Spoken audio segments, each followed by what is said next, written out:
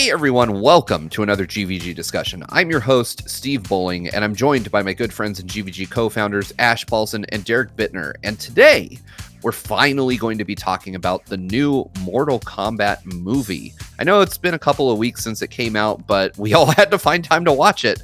And we finally have, and I think we're going to have some pretty varied thoughts around this. I waited a long time for this. I'm really excited to have finally seen it. How I felt after watching it, though, might be a little different. I'm going to go ahead and just start with general impressions.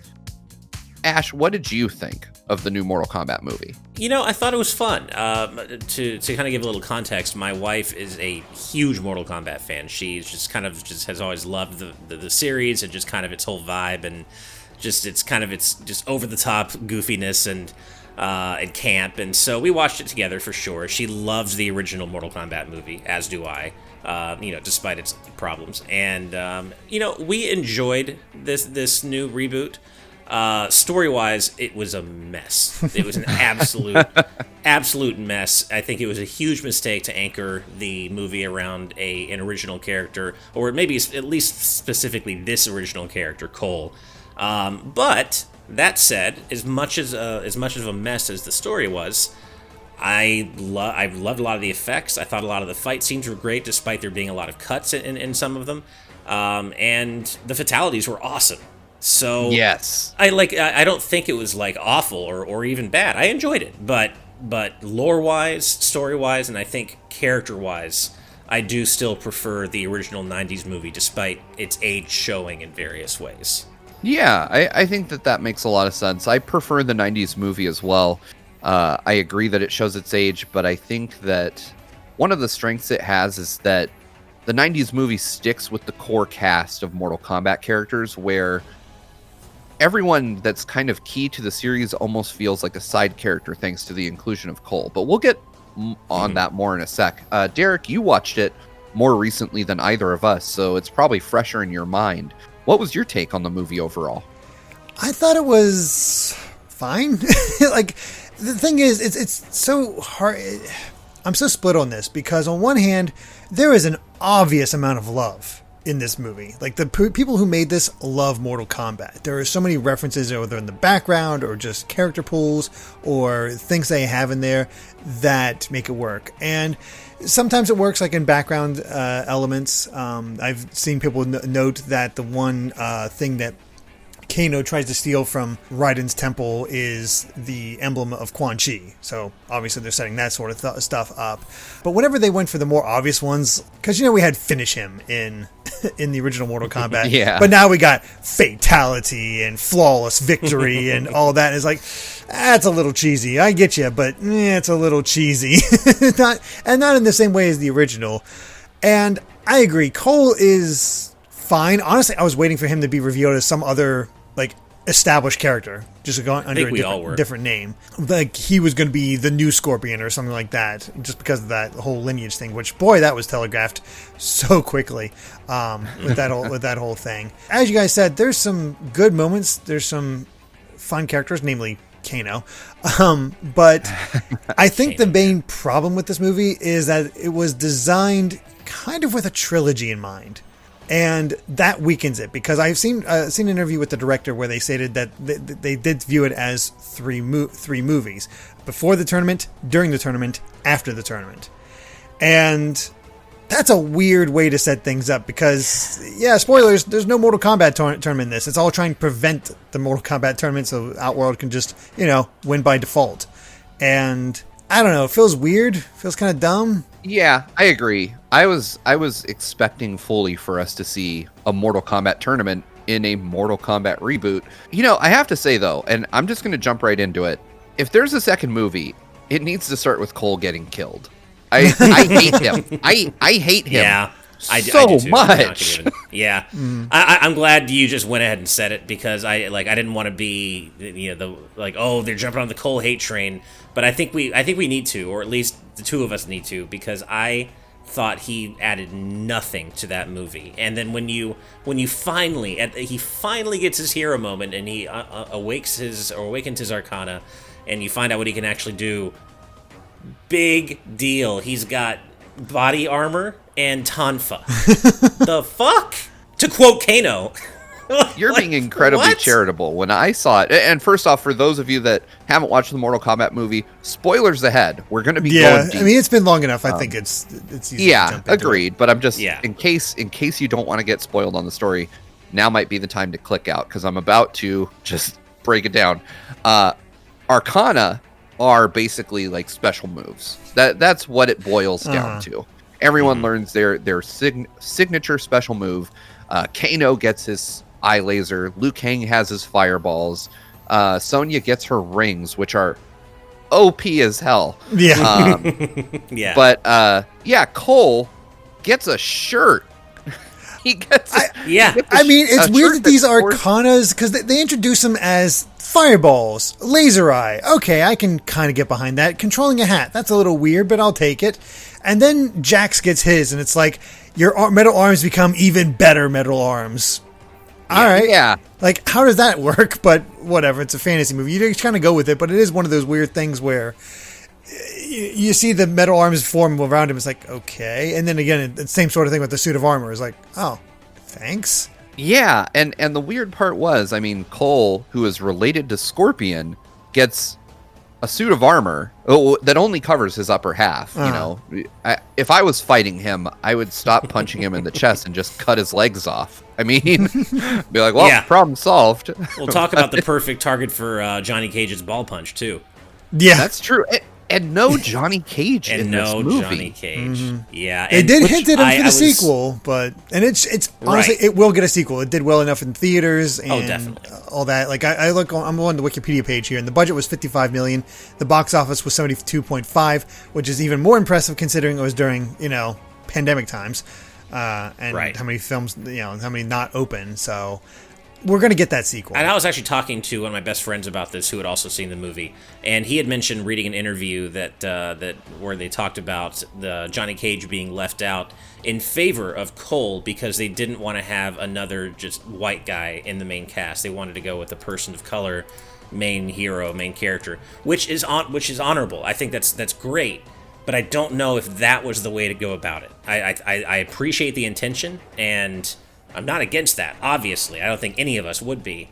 But I just don't think Cole was the way to go about it. What's weird to me is that the movie opens in a way that sets it up to be far more interesting than it turns out to be. You open on this amazing backstory for Scorpion.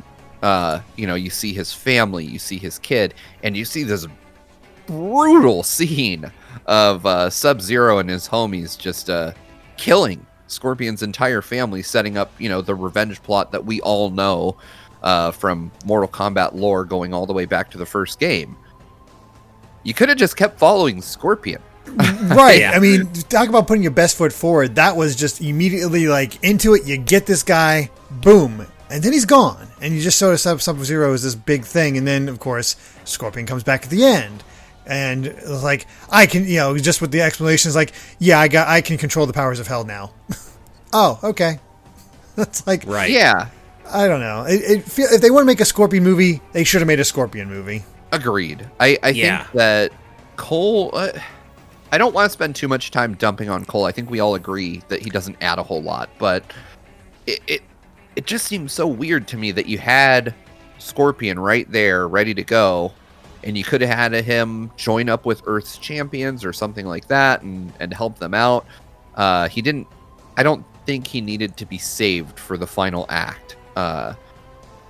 I don't know. It seems weird to me, but I do love what I don't want to spend too much time bagging on Cole. We all agree he sucks, but everything that happens that doesn't involve Cole is, in my opinion, really good stuff. Like it's Kano is hilarious. I think he adds a much needed comedic element to the movie. They I love definitely channeled all of Johnny Cage into Kano. Yeah, I was gonna say you could tell that they really wanted Johnny in this movie because there's this part where Liu Kang is talking about the Arcanas and he puts his hand on Kano's shoulder and Kano's just like, what the fuck? Like, that was a good moment.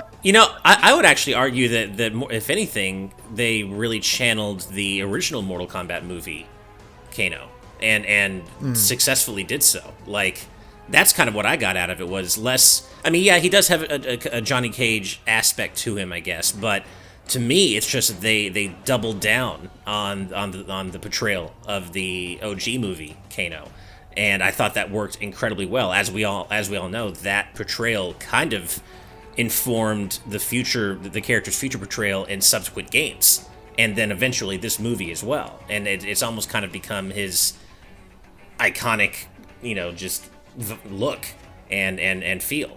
And so I feel like that's kind of what I got from it, was just like 1995 Mortal Kombat movie Kano on steroids, basically. Yeah, I can see that, except that for whatever reason they dropped the Kano killing Sonya's partner aspect. Like, let's be honest, we all knew Kano was going to betray them. That was just inevitable. True, I agree with that.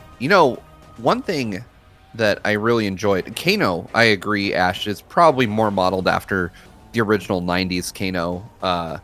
They did a great job either way. However you think they portrayed Kano, he's excellent. He's one of the high points of the movie.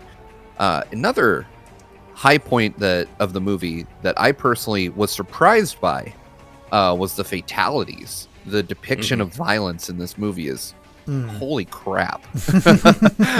So good.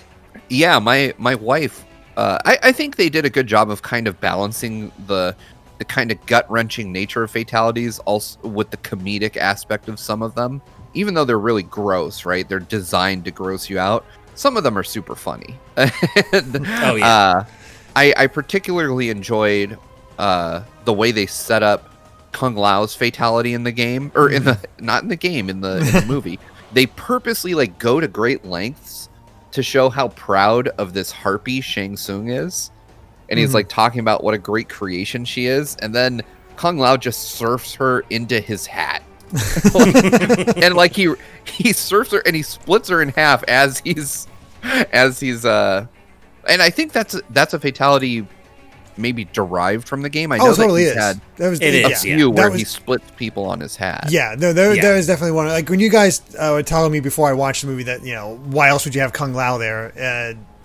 Because, you got to use him to split. I was like, okay, it's either his original one where he just takes his hat and slices them down the middle and they fall apart, or it's the one where he throws his hat on there and then drags them across and then they get split apart that way. And I was like, I'd probably prefer the other one. It's silly, but it is funny. But it's also like the fact that Harpy Girl Natara, thank you Wikipedia, because I would have forgotten her name otherwise. Thank you. Yeah, there we go. Is from Mortal Kombat. Gosh, I don't know. Deception? I think Deception. Deadly Alliance, I think. Is Deadly Alliance. Okay. Yeah, it's where she originated. And Reiko, who I'm like, who the heck is Reiko? The guy with the hammer. Which he didn't look at all. Like I thought. Like I remember Reiko looking in, I think it's Mortal Kombat 4. 4, yes. And it's so obvious, these guys are designed to just die to fatalities. Which, that's exactly what happened.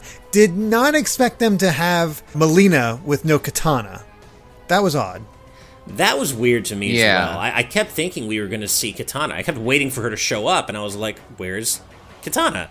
And then I thought maybe we'd get some sort of... Well, we did get a reference, of course. We do see her fan in one of the backgrounds. I think in Raiden's temple, maybe?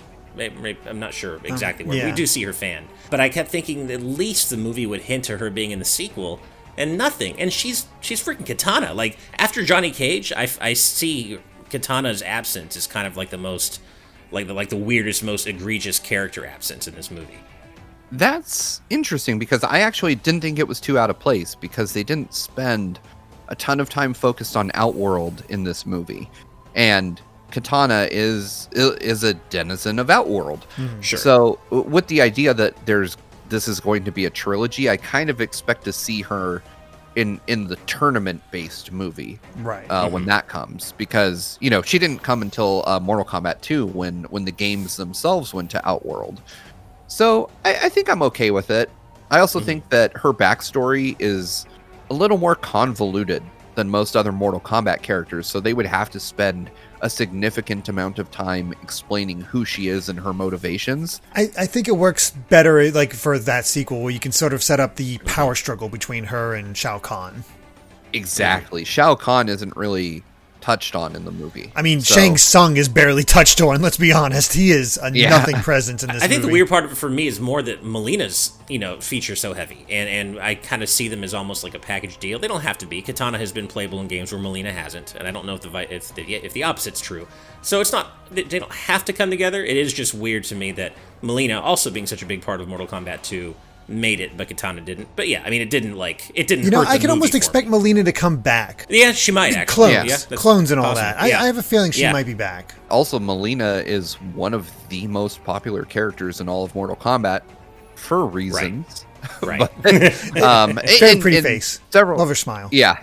Obviously, she has a winning smile, but as Derrick implied too, in many of her endings, it's not even implied; it's outright shown in the games that she is just one of many clones. In one of her storylines in one of the games, she actually creates a hive mind with all of her clones and takes over the world. But I think that she'll be back. I think she's too popular to be gone. I think she's essentially. She's not quite Scorpion level, but she's close to it in terms of characters people associate closely with Mortal Kombat. Right there with Johnny Cage, who since 11 has kind of skyrocketed in popularity. I thought it was interesting though. This movie has kind of some I would say pacing issues. I felt like some of the stuff that happened felt like they didn't necessarily connect well together. You have Sub-Zero fervently chasing everyone, which leads to the fight between him and Jax, where Jax gets completely wrecked. Which was a great scene and probably for my money the most gut wrenching in the entire movie. Just where Sub-Zero freezes his arms and he's in agony as they're being frozen and then just tears them off. Ooh. I mean, they definitely seem to up Sub-Zero's power level in this one because Goro gets taken out no problem, but Sub-Zero takes a bit to fight. Sub-Zero is actually one of my favorite aspects of the movie. I think they absolutely nailed his portrayal. He even uses his ice clone move in one of the fights. I think it was Scorpion. They just made him so badass, and they didn't have to try very hard. I mean, Sub-Zero is just badass to begin with, but I think they very successfully transferred that to the big screen better than they did with maybe most of the other characters. And that's not to say the other characters were badly portrayed, but I think Sub-Zero was just, they nailed it with him. And maybe he was a little too strong. His power level may be a little bit too high. That was a great point about Goro, Derrick. But if they're gonna make somebody OP, I'm okay with it being Sub-Zero. I agree with Derrick that he's a bit too strong. I would have liked to have seen Goro get a little more screen time and not just get whacked by Cole with the power of his magical shirt. But I did like the idea of his shirt taking blows and being able to power him back out. Okay, that's cool. That's if you're gonna use armor in that way, that's fun. I like that his wife got a good axe to the back though. I was like, damn, go her.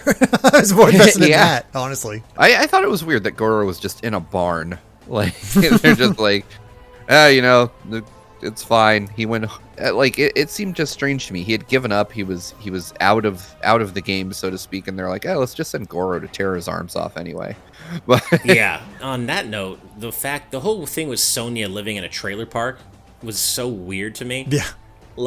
That just seemed like it didn't. It's not that she can't. I mean, we don't really need to know much about her financial situation. That's not all that important. But I just thought it felt strange and just kind of random, It felt weird to me that Sonya was still an active special forces person that lived in that manner. Exactly. That's what really got me. Is I was like, okay, maybe they're gonna paint Sonya and Jax as former military. That because they had these weird fringe Mortal Kombat tournament ideas, they're like, yo, you guys are crazy, get out, and kicked them out. I was like, that would have made sense for them to be living literally on the fringes of society with these crazy ideas about a martial arts tournament to decide the fate of the planet. I could see realistically the military being like, you guys are not fit to serve, you're both crazy. And but instead they have these high ranking positions within the US military and live like they it was very weird. Like, why would you live in a junkyard in a way when you have folks high up in the military make tons of cash. Let's just be real. Right. I mean, I do like that whole thing with freaking Kano is like, I'll bribe him for $1 million. It's like, really? You have $1 million and you live in this shithole? It's like, hey, just stay trying to stay out of sight. And they're like, do you really have $1 million? No, I live in this shithole. Like, okay, yeah, that's I thought that was really funny. I thought that was a pretty good setup there. Speaking of which, I want to go back to Sonya for a minute. Is it just me, or did she have like the most OP Arcana out of everyone? Well, she also learned it instantly. Yeah, learned it instantly, and it just killed people. like Liu Kang's fireballs, people were like, Kung Lao's hat, you could just dodge it. Kano's laser eyes, you could take a hit from it and you were fine. But Sonya, you get hit with those power rings, was it? And you're dead. Just didn't she cut Melina up with that? No, she just shot her from behind and just took out all of her everything other than her spine through her. Mm-hmm. Yeah. Right. Which is again direct callback to another one of her fatalities. Like every one of those killing moves, fatality. Kano ripping out Reptile's heart, fatality. It might be. I mean, maybe it's to make up for the fact that she goes most of the movie being the token not chosen one, or one of the, she doesn't have the mark, the dragon mark. They constantly, kind of rag on her and be like, oh no, you can watch, but you can't participate because you're not one of the chosen ones, and they just kind of keep revisiting that and hammering that point in throughout the whole movie. So maybe it was kind of to make up for the fact that she's one of the only characters who doesn't get to have a cool Arcana through more of the movie, like the rest of the characters do, other than Cole. But I think she gets hers even after Cole does. Yeah, she does. She's the last one to the get result hers. of someone losing theirs? Like someone dies? Oh yeah, she only does it. She only gets it because she kills Kano. That's right. She offed Kano. Man, right. Kano didn't last very long, did he? Nope. And kill with a garden just talked gnome. about how she. Oh yeah, with the garden gnome. Yeah, and we also did just talk about how she went most of the movie without her Arcana. So Kano did survive most of the movie. Yeah, I mean, it's weird to me though. I find it strange to imagine a trilogy of movies where someone as important to the series as Kano just isn't in the rest of them, especially after the great performance he turned in. I mean, with him being a fan favorite, I can totally see them using Quan Chi to bring him back. Yeah. Oh, you know what? He did try to steal Quan Chi's what was it? His amulet or was that? Yeah, something like that.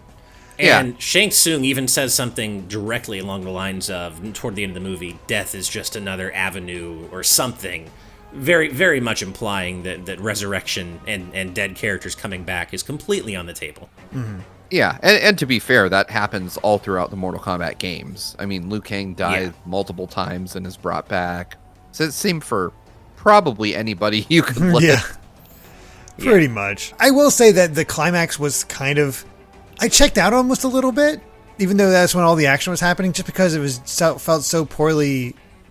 The pacing was weird. I think it goes back to that pacing because all of a sudden, like, we gotta rebound back. We gotta do this. We gotta recover. We gotta show that we can, last, and we gotta make this actually a tournament. And then quick cut to very quick fights between Liu Kang and Cabal, Cole and Melina, Jackson, Reiko, and Reiko was such a weird choice. Yeah, it was. I thought that, I get it. Reiko, for one, as you implied, Ash, in Mortal Kombat 4, he just looked like a TV dad in a ninja outfit. Like, he had, the gray hair on the side. And then, somehow, he became, Shao Kahn light, Diet Shao Kahn, where he had, a helmet and, was more bulky and had armor and stuff. I'm not sure what the Mortal Kombat team was thinking when they redesigned him in the games, let alone in the movie. I would have preferred for this one to be Ferritor, because Ferritor is another character that is, one, more recent, and two, kind of outlines how weird Outworld can get. You got this little guy riding a giant's back. Would have been fun, but also probably would have been heavy on the special effects budget for that one. But why not Baraka? Baraka would have been good. Yeah. Yeah, because he's kind of cannon foddery. I mean, he's always cannon fodder in the yeah Mortal Kombat games, the more recent ones. Exactly. Baraka would have been good and would have been a nice pair with Melina, since they're both Tarkatan. But exactly. Yeah, I don't know. I think they could have done some better choices, but I'm kind of with you, Derek. Like the closer we got to the conclusion of the movie, the more I was just like, oh, random fights are happening, and they were okay, but I don't think they were as well choreographed as the 90s movies fights. Like those had kind of more of like a Hong Kong action kung fu movie style choreography to them, whereas these just felt like your standard Western action movie fare. And that's not to say that they're terrible. It's just, they didn't really I didn't get hyped watching them. Well, and it felt like there were a lot of contrivances made in the plot to get those characters where they needed to be in order to have those fights. Like, you have the whole story going, and then suddenly, okay, we're going to teleport to whatever this other dimension is where nobody can reach us. Okay, you go teleport here and take care of that guy, and you go do this, and you go do that, and we'll all reconvene. It just felt like they ran out of time to tell maybe the complete story they were looking to tell. I feel like it just kind of devolves into an orgy of fights all happening at once, and it's like I was really at that point. I felt like I just kept looking at the TV thinking like, where's my Scorpion versus Sub-Zero fight? Which, just to be get fair, to that one.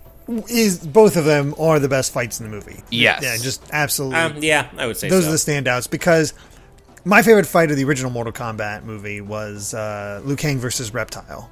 That one's always stood out to me. I just loved the choreography on that one, or choreography, excuse me. I think Johnny Cage versus Scorpion is another kind of a standout one, and just more of its silliness, but that's just Johnny Cage in general in that movie. I can't really think too much about the fights other than the fatalities that happen. I guess the Reptile fight was also pretty decent in this movie, just because of the invisibility and the fact that it really did feel like this guy's a bit of a menace, like with that acid blood or mouth or whatever. That could be a problem. Then you got the wonderful part of Kano ripping out its heart at the end, which is fun. Yeah, I don't know. It just didn't stand out. Again, it just felt like I had no connection to these characters. Like Shang Tsung felt like a threat in the original Mortal Kombat. In this one. He's just sort of there, and then they give him that one thing where he kills Kung Lao, which, all right.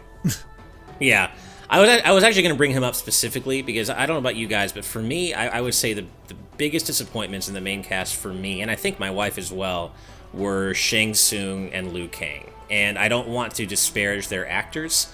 I think they did a great job, but they were also put up against the looming specter of course, Hiroyuki Tagawa. Right, and he is Shang Tsung. I mean, they even brought him back for the games recently for Mortal Kombat 11. There's the movie skins that they brought back, and the whole "your soul is mine." Like, he is Shang Tsung, and it's so hard to follow that up. And so I don't want to disparage Shin Han, who played Shang Tsung in this movie, but it just didn't land for me. And then Ludi Lin, who played Liu Kang in this new movie. I don't know if it was the script, maybe not giving him enough to do. And it's not because he's not the hero. I know Liu Kang was positioned as the hero of the original movie, but he felt so just nothing to me. They both did. I think what you're touching on is that this is more of a problem with the script and then with the actors themselves. Yeah, sure. I think that's the big thing. Because the problem is Liu Kang, his whole role throughout all of Mortal Kombat has been the main character, the hero. Right. And the hero is almost always a blank slate with the purpose of defeating the big bad at the end of the movie. But then there's Cole. And he's the same thing, but worse. Mm-hmm. And, so they take away all the moments that would make Liu Kang exciting and give them to Cole. Yeah. And so what you're left with is Liu Kang, the Shaolin cop. Like, he's just a guy that's there to be like, these are the rules, and you're not following them, and that's it. So he's turned from main character to glorified hall monitor, and that is really unfortunate because I think that I think when I think back on Liu Kang specifically from the 90s movie, I don't think about any great character moments he had per se. I think about the awesome fights that he was part of and how exciting those were to watch. Like watching Liu Kang and Shang Tsung fight in the 90s movie, holy hell. Like the hair on my arm stands up when I think about it. And Liu Kang just unfortunately, like, I don't know if the actor for Liu Kang is capable of that stuff because they just didn't give him enough time to do those things. Same goes for Shang Tsung. I feel like Shang Tsung just was off screen so much that I learned very little about him as a character within the movie. You know, we all already, having played the games for decades now, know a lot about the character, but none of that comes through in the film. So looking at Ludi Lin's, who played Liu Kang's Wikipedia page, it does say that he is proficient in martial arts. He studied Muay Thai in Thailand after graduating from high school, as well as jiu-jitsu and Olympic-style wrestling. Dude can fight. Oh, totally. And he was also apparently the Black Ranger in the 2017 Power Rangers reboot. So he cool. was that in the past. He does a lot of things. Apparently he has another movie coming out called Kung Fu. Or maybe it looks like it might be a CW show. And I did not realize that Chin Han, who played Shang Tsung, was also Lao from The Dark Knight. That's really the only thing I know him from. Oh, wow. Cool. And, you know, in the interest of fairness, I mean, I think what you're touching on there, Derrick, is kind of what Steve said about, you know, it's not really necessarily a problem with the actors, but more the roles they were given and the parts they had to play in the script. That said, one of the scenes with Liu Kang is responsible for giving me one of my favorite Easter eggs in the entire movie, and that was the repeated sweep spamming. That was fantastic. Hilarious. That was so good. I just loved that, and it was an like the perfect kind of Easter egg, right? Because it wasn't like oh, look at this thing from one of the games that, like, you know, those kinds of Easter eggs are cool, and they're right there in front of you, and it's like, oh, I know what that is from that game. But that's more like part of the DNA of not only fighting games, but Mortal Kombat specifically, just repeatedly sweeping in the original games. And that I thought was just great. I loved it. Yeah, it's one of those things that if you haven't spent a lot of time playing the games, would just go right over your head as a comedic moment that works anyway. Yeah. Which I think is what's so good about it. But yeah, I remember, you know, I remember trying to cheat people out by just sweeping over and over. I cheat the PC, the computer players out, just trying to get through the tournament mode, doing that method, and it would still kind of work. Honestly, with all the vocal references to the things that are often said in Mortal Kombat games, after Scorpion barbecued Sub-Zero, I was almost expecting Cole to just go, you know, have that be breathless and being out of, you know, kind of worn down from the fight, going, Toasty. That would have been nice. Yeah. That would have been really funny. I would have liked that. Speaking of Cole, I will say one nice thing about him. He's responsible for another one of my favorite Easter eggs in the movie, and I'm curious if you guys caught this, but Jax refers to Cole as, quote unquote, the man who took the belt from Eddie Tobias. Oh, I did miss that. Eddie Tobias, of course. Okay, yeah. So of course that's a mashup of the game's creators, Ed Boon and John Tobias. Nice. And I thought that was a really cool nod. Mm-hmm. That is cool. I did not notice that. One thing I want to go back to, because Derrick was just talking about it, the scene where Scorpion, you know, torches Sub-Zero. I don't know about y'all, but I was desperately hoping he was going to just pull his face off to reveal a skull underneath. Yeah. And I kept thinking, like, come on, do it. And it was good when he finally burned him up. But I was like, and his face did, for you know, to give credit where it's due, it did burn away while he was doing that. But man, I really was expecting to see the full on, like, you know, him just tear his face off and find, especially with how gory the movie ended up being, and to reveal that underneath. But I don't know. I feel like the fight with Sub-Zero, after I waited so long for it to happen, didn't really conclude in the way I wanted. It was the best fight in the movie. Again, man, every scene is made worse when Cole is part of it. I just did not need Cole there helping his great granddaddy out. Like, just get out of here, Cole. I don't want to see you. Yeah. I just want to see Scorpion and Sub-Zero go at it, fight like hell, and then Sub-Zero get killed. Same. You know. And hey, if there are any Louis Tan fans watching, please don't hate us. We're not talking shit about the actor. It's literally his character. Yeah. No, he's a fine actor, but the character is just just a big wet fart, in my opinion, that just brings the movie down. I mean, it doesn't help that the whole prophecy is like the offspring of Hanzo Hasashi shall guarantee the victory and all that. It's like, oh, okay, cool, thanks, sir. Well, we know what's going to happen now. Cole's definitely sticking around. Thanks. I mean, and like at least if they could have, after all the time you spend waiting for him to finally have his hero moment and do something cool, if they'd at least given him a cool power, that's great. But then you have this ill-defined, okay, he has body armor, and then he also has tonfa that are attached to his arms. That's cool. What? Like, it just was so much build-up for so little payoff. He looked like a Power Ranger villain or something, like with a really like a bad looking outfit. The physical outfit just looked super fake. Yeah.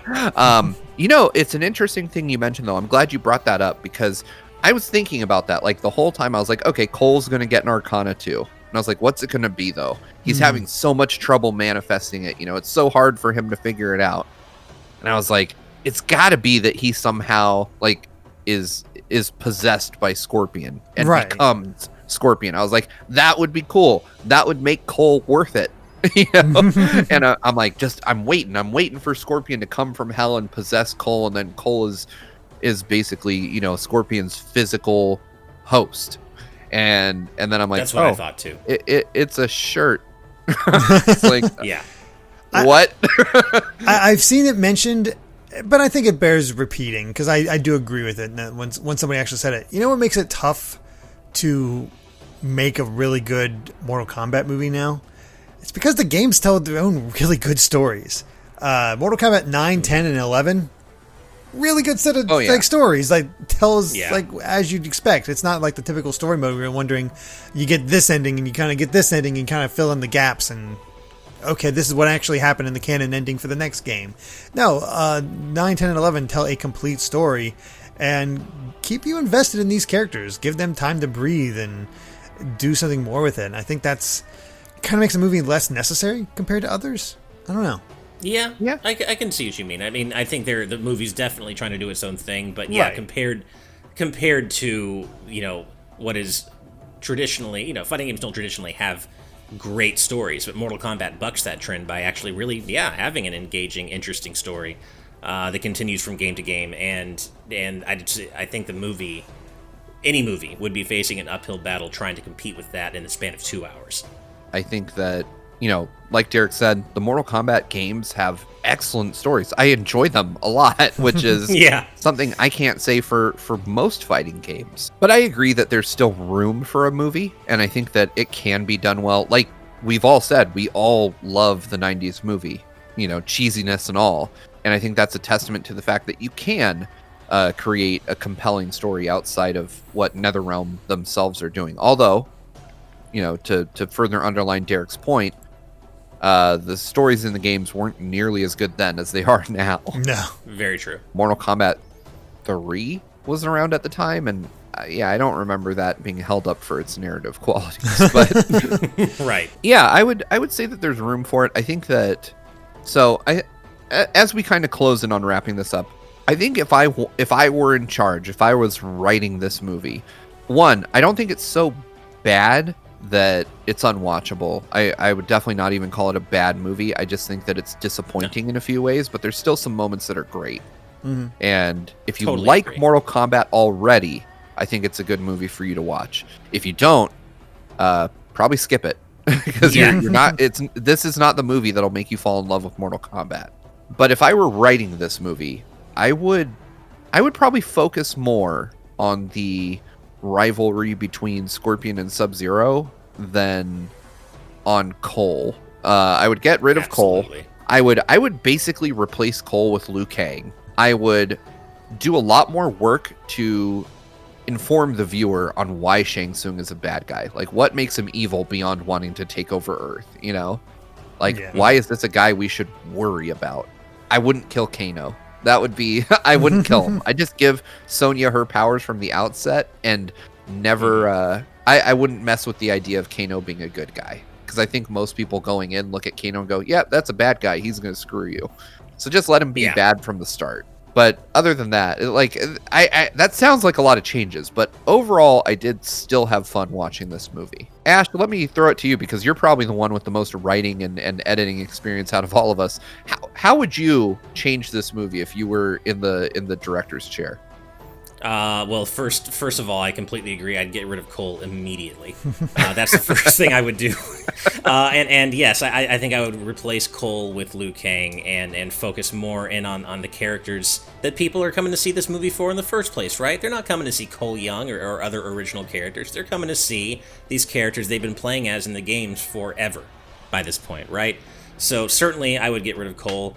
I think I would be okay keeping Kano in kind of like the is he a good guy role or isn't he, only because I have the benefit of hindsight in seeing that he was such a fun character throughout the entire movie. I mean, Josh Lawson absolutely killed it again and really successfully channeled Trevor Goddard's Kano from the original movie, I think. So I think I wouldn't mess with what he does too much, but I would also include Johnny Cage. I would get Johnny Cage in there. He's such an iconic character to the franchise. I don't think they need to save him for a sequel. He's Johnny frickin' Cage, right? And yeah, I would, if you excise Cole, you free up so much of the movie to focus on the Outworld lore and the history of the Mortal Kombat tournament, and maybe even the tournament itself.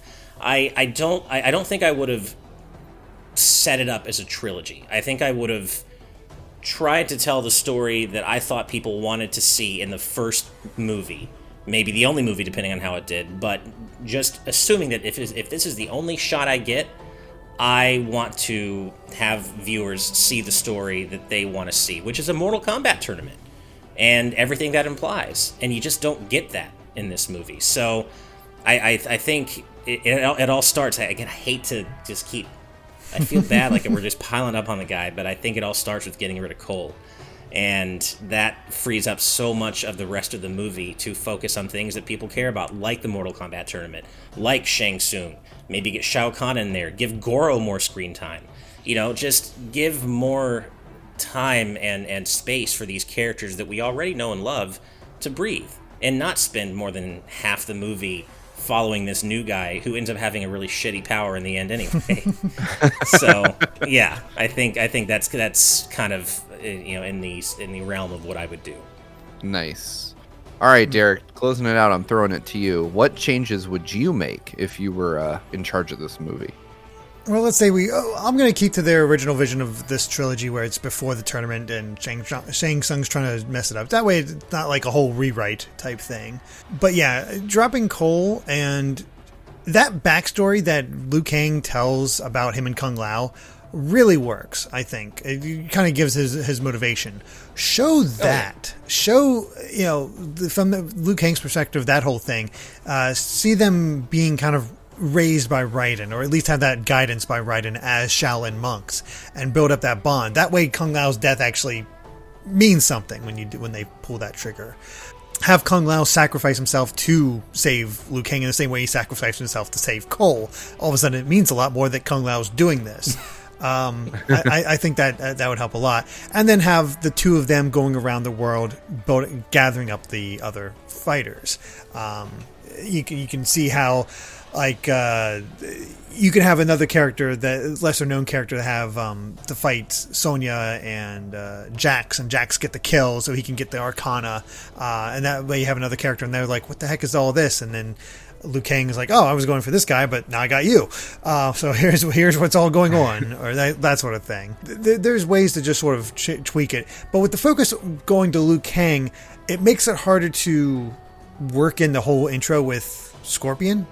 And that's where I think is the tricky part here, is working in Scorpion Sub-Zero rivalry. Because otherwise, that is kind of just a side plot that doesn't matter the whole thing. It's just like these two have a beef with each other, and there you go. And I think that's where it gets tricky, and that might be why they actually brought in Cole, so they could have that, even though Scorpion was barely in the movie. But right, that sort of thing is the tricky part. I'm not sure how I would handle, other than maybe having them fight Scorpion at some point. The problem is, if you're introducing Scorpion, if you want to have it kind of naturally happening, you almost need Quan Chi in there as well, and then introduce the Nether Realm in there as well as Outworld. That's a lot of lore that you got to squeeze in a lot of time. So I'm not quite sure how I do it. I think that's why the original movie just made Scorpion and Sub-Zero, got rid of that whole backstory and just made them lackeys, for lack of a better term. One thing you said, Derrick, that reminded me of something I forgot to mention is, and I think we all probably agree on, I would get rid of the whole Arcana thing entirely. I don't need to know why these characters can do these things. I just want to see them do these things, right? I don't need an explanation for that. Yeah, I think. I mean, again, I'm just trying to stick to the structure this thing had, and Sure. change Yeah, absolutely. too much about it, because there's stuff that works. Again, there's a lot of love in this movie. The people who made this obviously love Mortal Kombat with all of its references and the way they work in a lot of aspects to it. So it's a tricky thing, but I enjoyed it, but it's also like I don't feel the need to ever watch this again. Right. It's like, So, really quick, review scores? And our scale? I would give it good vibes. Same. Although I will say one thing that this has effectively done for me is that it's shown me that they can capture the essence of Mortal Kombat in terms of the fighting, the gore, and the comedy. So it has done a great job of making me very excited for a follow-up that focuses much more on fighting. Totally agree. And yeah, good vibes for me as well. See, it's interesting because we mostly ragged on it. It's like, it has problems, but it's fine. I honestly would give this more of a no vibes, which is funny because I went into this thinking I was one of the more positive ones. It was even above Steve, because Steve was, when we first talked to you about this, like, I hated this movie. Oh yeah, So you've softened on it in time.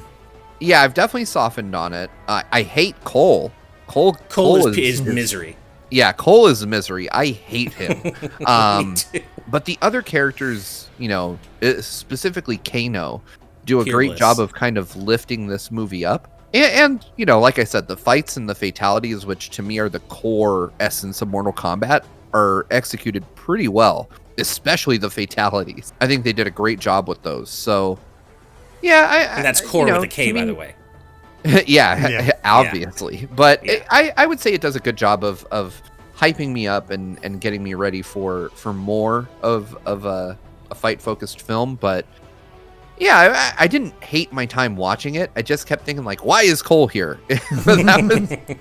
And I would say if Cole was not present, if he was, or at least if he wasn't so much of a focus, it might even go higher for me. But yeah, I'd say good vibes is probably where I'm at with it. I didn't get frustrated watching the movie, but I also didn't feel like if I weren't prepping for this discussion, I still would have finished the movie anyway.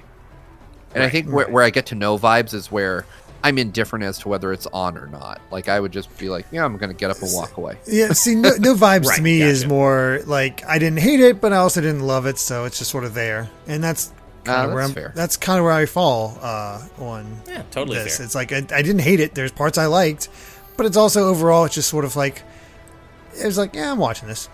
That's about it. It's something you watch it because it was on. Right. Fair enough, man. Right. Fair enough. I will say them ending with the music, that classic. Bum, bum, bum, bum, oh yeah, that's good that was stuff. perfect. That was awesome. Yeah. All right, folks. So I think with our ratings out of the way, did anyone have any final thoughts on the Mortal Kombat movie? No. All right. Hey, we wrapped it up neatly with a bow. So with that said, thank you all so much for watching, or in this case, listening. Please be sure to subscribe to Good Vibes Gaming for more discussions like this one. We're fully Patreon supported, and if you want to find out more about how you can support us, you can head over to patreon.com/gvgaming. With that, this is our weekly discussion. We'll be back next week with another one. Topics can be voted on at the Patreon link that I mentioned before, and that is down in the description below. And we will see y'all next time. Bye.